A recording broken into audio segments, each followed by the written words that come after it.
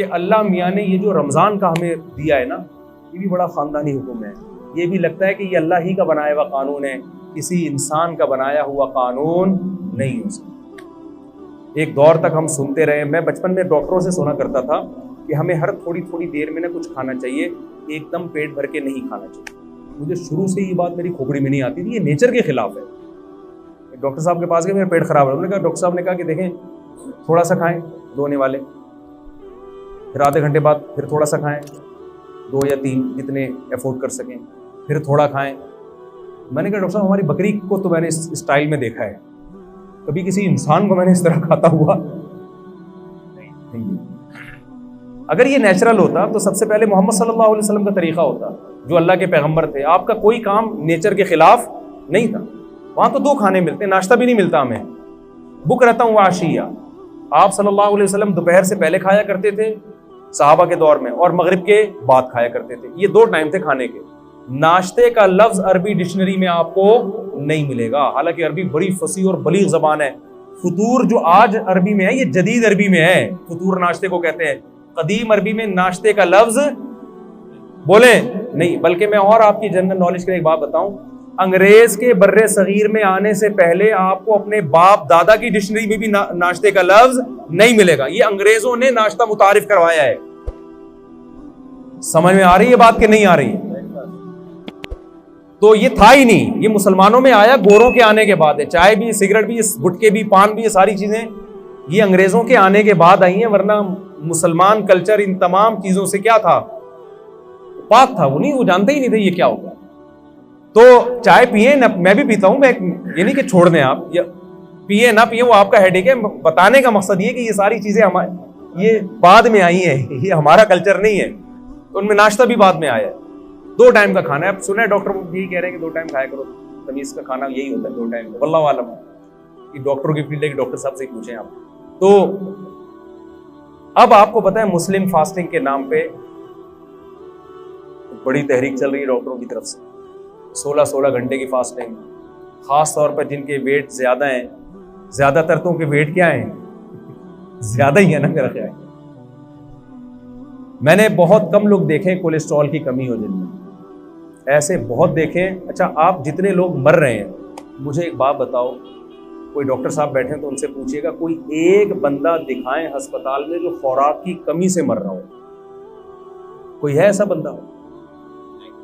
कितनी महंगाई हो जाए, कितनी गुर्बत हो जाए, डॉलर कितना ही ऊपर चला जाए, फिर भी भूख से मरने वालों का रेशो हमारे सोसाइटी में कम है, खा के मरने वालों का रेशो। तो हमें जो हुक्म दिया है ना, उसमें रूहानी कुव्वत बाद में है, हमारे जिस्म और बॉडी का फायदा पहले। उलमा एक जबरदस्त बात कहते हैं कि माल की ज़कात पैसा है, बॉडी की ज़कात क्या है? बोलें, जैसे माल की ज़कात देने से हदीस में आता है कि ये मैल कुचैल है जो आपके माल से निकल जाता है, तो इसी तरह बॉडी की ज़कात से भी आपकी बॉडी का मैल कुचैल क्या होता है, रोज़े के जरिए निकल जाता है। ये अल्लाह की बहुत बड़ी हम पर नेमत और रहमत है। और इसमें ये तो जिस्मानी फ़ायदा है, रूहानी फ़ायदा क्या है, ये बहुत अहम है। कुरान क्या कहता है, लअल्लकुम तत्तकून, ऐ ईमान वालों तुम पे रोज़े फ़र्ज किए गए ताकि तुम्हारे अंदर तकवा पैदा हो। तकवा अरबी में कहते हैं बचने को। देखें, आज कामयाबी इसे समझा जाता है कि आपकी सारी ख्वाहिशात पूरी हो जाएंगी। ये बहुत बड़ी भूल है। जिन लोगों की सारी ख्वाहिशात पूरी होती हैं वो डिप्रेशन के मरीज बनते हैं और बिल आखिर वो खुदकुशी की तरफ उनकी तबीयत माइल होती है। इंसान की बॉडी को अल्लाह ने ऐसा बनाया है कि एक ख्वाहिश पूरी हुई, वो 4 ख्वाहिशें पैदा करके ख़त्म होती है। फिर वो 4 ख्वाहिशें पूरी हुई तो ऐसा नहीं कि इत्मीनान हो जाए, वो 4000 ख्वाहिशें पैदा हो चुकी होती हैं। मा क़ज़ा अहदुम मिन्हा लुबानतहु वलन तहा अरबुन इल्ला इला अरबी। शायर कहता है दुनिया में किसी की एक ख्वाहिश पैदा होती है, हज़ारों अंडे बच्चे दे के जाती है वो ख्वाहिश। तो फिर एक स्टेप ऐसा आता है कि आपकी एक ख्वाहिश भी अगर पूरी ना हो तो आप स्ट्रेस और डिप्रेशन में जाने लगते हो और आपको खुदकुशी के ख्यालात आना शुरू हो जाते हैं। यूरोप में आप जाएं, जिस मुल्क में सबसे कम टेंशन है वहीं टेंशन का रेशो सबसे ज्यादा है। नहीं आ रही बात मेरा ख्याल है। आपकी सारी ख्वाहिशात अगर पूरी हो जाए ना तो इससे टेंशन कभी भी खत्म नहीं होती। इससे टेंशन क्या होती है, क्योंकि आप में मजीद ख्वाहिशात जन्म लेती हैं और आपके अंदर जो रेजिस्टेंट पावर है ना ख्वाहिशात पे कंट्रोल करने की, अपनी मनमानी जिंदगी के खिलाफ चलने की, वो सलाहियत आपके अंदर खत्म हो जाती है। रोजा आप में ये क्वालिटी पैदा करता है कि आपकी चाहतों के खिलाफ चलने पर आपको मजबूर करता है, जिससे आपके अंदर अपनी ख्वाहिशात को कंट्रोल करने की सलाहियत पैदा होती है। क्योंकि इंसान की जो सबसे बड़ी और नेचुरल ख्वाहिश है ना, जिसे हर शख्स बल्कि हर जानवर भी पूरा करना चाहता है, वो है खाना और पीना। हर चीज इंसान से बर्दाश्त होती है, खाने और पीने की चाहत पे कंट्रोल करना इंसान से बर्दाश्त नहीं होता।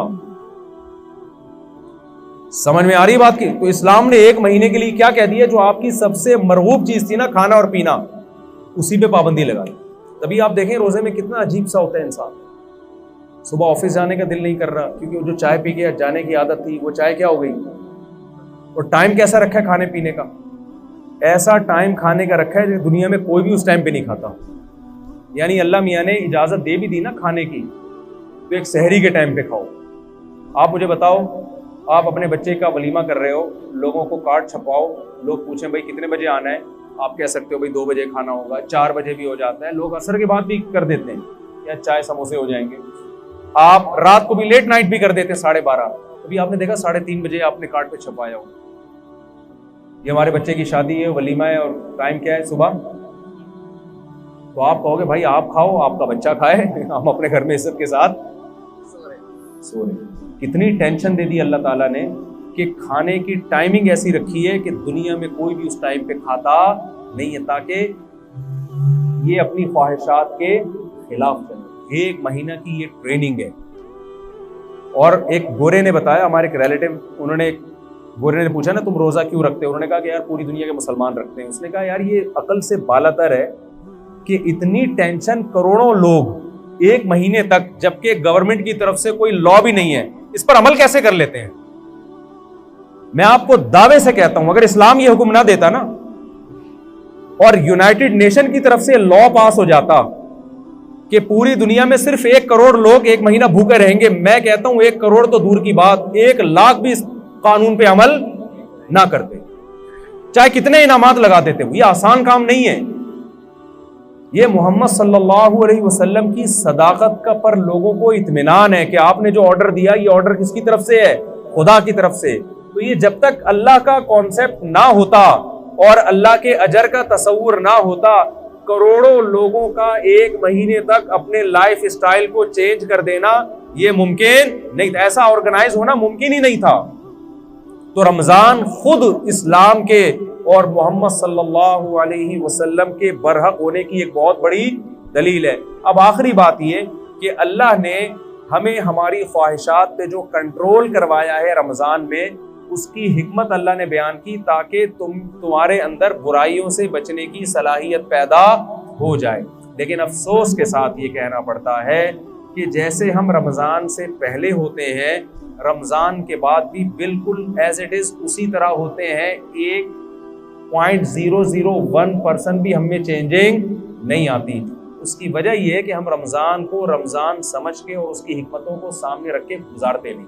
तो इस रमजान में मैं और आप ये इरादा कर लें कि हम ट्रेनिंग की नीयत से इंशाल्लाह इस रमजान को गुजारेंगे। हम कहेंगे अल्लाह, जो चीज़ें हलाल थी और इंतहाई मरगूब थी, हम जब तेरी खातिर उसको छोड़ रहे हैं, तो हम ये प्रैक्टिस इस नीयत से कर रहे हैं ताकि जो चीज़ें हराम हैं और उनका छोड़ना रोटी छोड़ने से आसान भी है, हम पूरे साल उन हराम चीज़ों से इंशाल्लाह बचने की कोशिश करेंगे। इस नीयत से रमज़ान आप गुजारेंगे तो इंशाल्लाह रमज़ान आपकी ज़िंदगी में चेंजिंग लेकर आएगा। और अगर ये नीयत नहीं करेंगे तो रोज़े तो आपके इंशाल्लाह हो जाएंगे, लेकिन जो रोज़ों का मकसद है वो हासिल नहीं होगा। कोलेस्ट्रॉल कम नहीं होगा, बाकी मकसद कहाँ से हासिल होंगे। देखिए फास्टिंग से ही होता है ना, आप निथर जाते हैं, लेकिन रमज़ान में नहीं निथरते।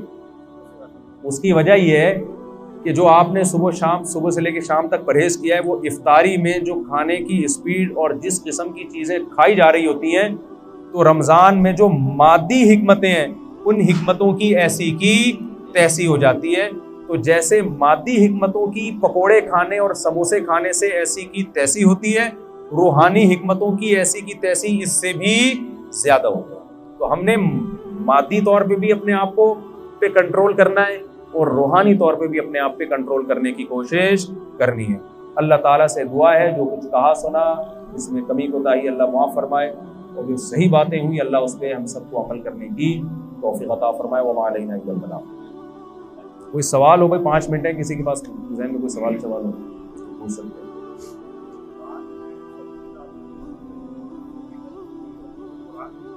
रमज़ान में जो सबसे ज़्यादा फजीलत है वो रोज़े की है और बुराइयों को छोड़ने की है। हदीस में आता है बहुत से रोज़ेदार ऐसे हैं जिनको भूख प्यास के अलावा कुछ भी हासिल नहीं होता, ठीक है ना। तो क्या मतलब, ये वो रोज़ेदार हैं जो रोज़ा रखे भी बुराइयां नहीं छोड़ते। हाँ, कुरान की देखें, कुछ इबादतें रमज़ान के साथ ख़ास हैं, वो तो पूरे साल है लेकिन रमज़ान में उनका सवाब ज़्यादा है। एक तो रोज़ा है, दूसरा सदक़ात व खैरात और तिलावत।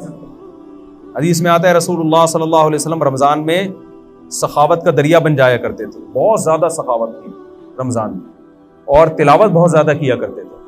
तो ये 2 चीज़ों को रमज़ान में ज़्यादा फोकस करना चाहिए। तभी तरावी है, तरावी भी इसी वजह से है ना कि ताकि हम कुरान सुने और सुने।